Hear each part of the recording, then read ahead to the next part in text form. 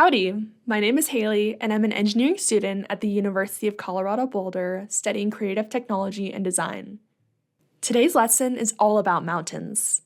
We will cover the mechanisms behind mountains, how they are formed, and why engineers need to know all about mountains for their work.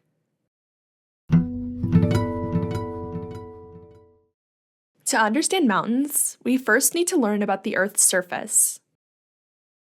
That being said, did you know that we all live on giant moving rocks? The massive rocks that make up the Earth's surface are called tectonic plates, and there are 14 of them that cover our planet. Earth's tectonic plates are located in the lithosphere, which is made up of the crust and upper mantle. The plates are suspended above the liquid magma of the mantle and are constantly in motion, but so slowly that we wouldn't be able to notice. When the edges of tectonic plates meet, they cause phenomena such as earthquakes, volcanoes, and of course, the formation of mountains.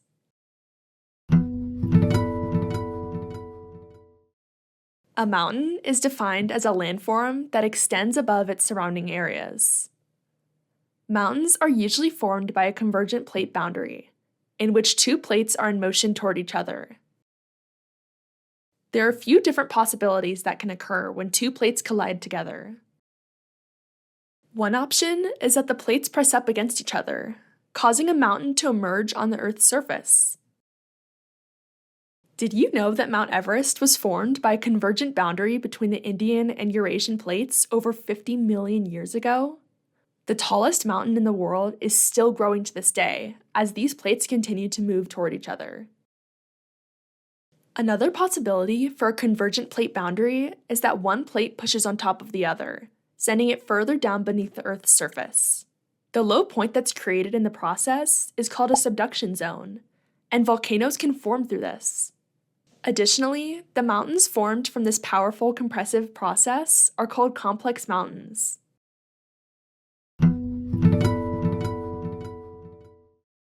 Another factor in mountain formation is the composition of tectonic plates. Tectonic plates are either made up of oceanic crust or continental crust. Oceanic crust is composed mostly of basaltic rocks. On the other hand, continental crust is made up of mostly felsic rocks. Since basaltic rocks are much denser than felsic rocks, oceanic crust is much denser than continental crust, meaning that in a collision between an oceanic and continental plate, the oceanic plate will sink beneath the continental plate. This collision creates a subduction zone. On the other hand, if two continental plates collide, they will lift up against each other.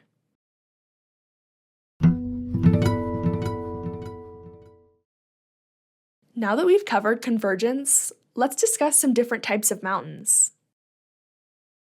First on the list are fault block mountains. This mountain type is formed when tectonic plates are stretched to the point where they crack and slide.